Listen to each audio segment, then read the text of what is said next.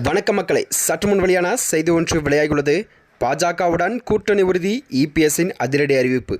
யாரும் எதிர்பார்க்காத ட்விஸ்டை கொடுத்துள்ளாராம். வாங்க வீடியோவை முழுமையாக காணலாம். அதாவது தமிழகத்தில் வருகின்ற 2026ஆம் ஆண்டு சட்டமன்ற தேர்தலுக்கு தான் நடைபெற உள்ள நிலையில் அனைத்து கட்சிகளும் தங்கள் கட்சி பணிகளை தீவிரமாக ஈடுபடுத்தி வருகிறதாம். அந்த வகையில் தான் தமிழகத்தில் மீண்டும் ஆட்சியை பிடித்துவிட வேண்டும் என்று முதல்வர் ஸ்டாலின் அவர்கள் ஒரு பக்கம் ஓடிக்கொண்டிருக்க, மறுபக்கமோ இந்த மறைமுக அதிமுக ஆட்சி தான் அமைக்கும் என்று எடப்பாடி பழனிசாமி உறுதியாக உள்ளாராம்.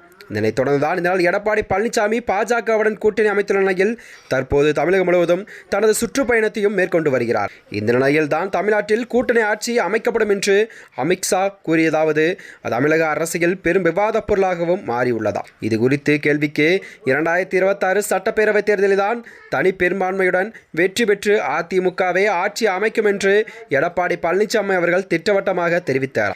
இதனைத் தொடர்ந்து தான் இபிஎஸ்ஸின் பேச்சு மூலம் கூட்டணி கிடையாது என்று மக்கள் மத்தியில் பார்வையாகவும் பார்க்கப்பட்டு வருகிறதா. அது மட்டுமன்றி தமிழகத்தில் வருகின்ற 2026 சட்டமன்ற தேர்தலில் தான் பாஜக அதிமுக கூட்டணி உறுதி செய்யப்பட்ட நிலையில் அதிக பெரும்பான்மையுடன் வாக்குகளை பெற்று கண்டிப்பாக ஆட்சி அமைக்கும் என்று அவர் திட்டவட்டமாகவும் கூறியிருக்கிறாராம்.